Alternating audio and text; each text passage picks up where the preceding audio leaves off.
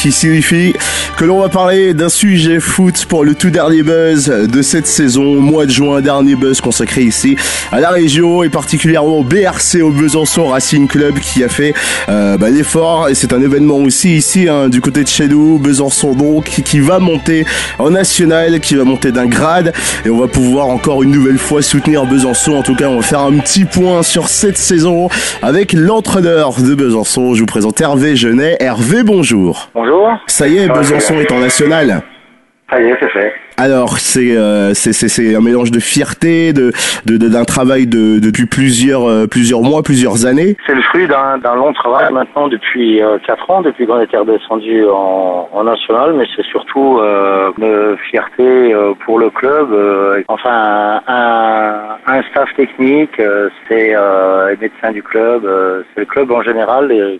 Et en est le plus heureux, quoi. C'est vrai que quand on croise un peu certaines personnes qui s'intéressent pas énormément au foot, c'est vrai qu'il y a une certaine impression que il y a que 11 joueurs sur le terrain, et c'est pas du tout ça. Il y a vraiment un staff énorme qui est derrière et qui bosse avec vous. Oui, c'est une vraie victoire collective où chaque personne à sa place a fait ce qu'il fallait pour qu'on y arrive. Et puis quand c'est toujours comme aujourd'hui où ça a été fait dans la difficulté, pas sur cette saison, mais sur la longueur du temps, c'est-à-dire sur ces 4 années, c'est d'autant plus appréciable. Alors la montée en national, ça c'est une bonne chose de fait parce que c'était l'objectif cette année clairement affiché par le club.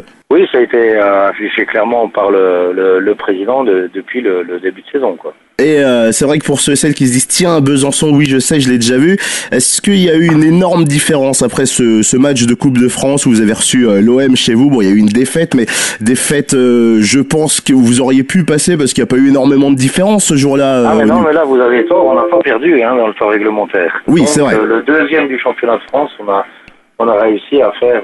non, je blague. Non, c'était quand même différent. Oui, la Coupe de France, c'est vraiment un truc extraordinaire à jouer. C'est vraiment un moment magique, quoi.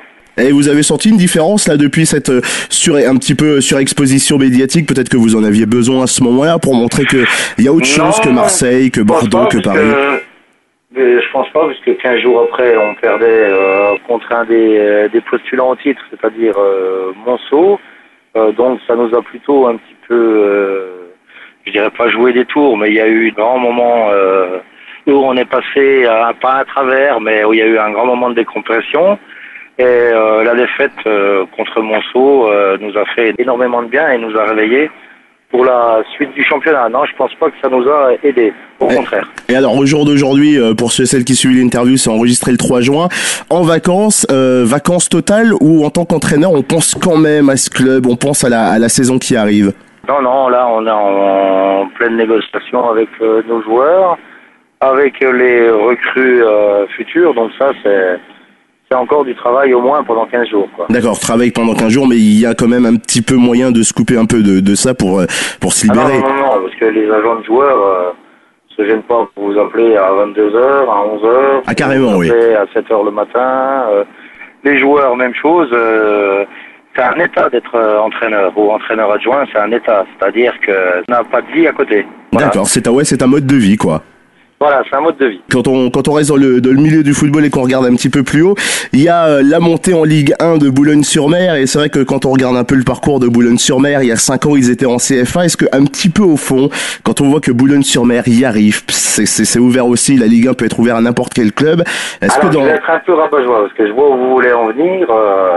Nous, on vient de monter. Je pense que on l'entend de plus en plus. Non, il faut faire, pour notre part, de faire plus preuve de modestie et d'humilité par rapport au championnat de l'année prochaine, parce que il y aura vraiment l'année prochaine d'énormes équipes. C'est pratiquement du niveau Ligue 2 pour les 12 équipes qui vont se battre pour jouer le titre, rien qu'en disant les noms. Reims, Cannes, Troyes, Amiens, Paris, FC, Beauvais, Guignon, tout ça, c'est des équipes qui, il y a encore 4-5 ans, ou même encore l'année dernière, jouaient en Ligue 2. Et il y a encore cette année, dans ce championnat amateur, il doit y avoir au moins encore 5 ou 6 équipes pro.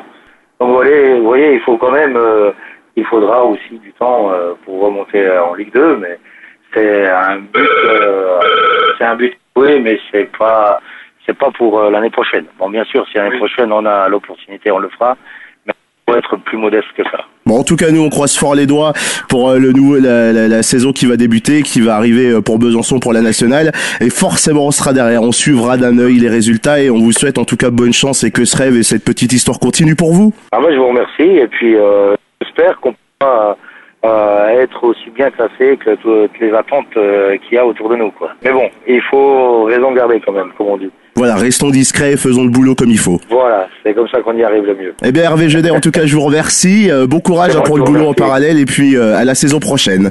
Merci beaucoup. Merci beaucoup, Hervé. Au revoir.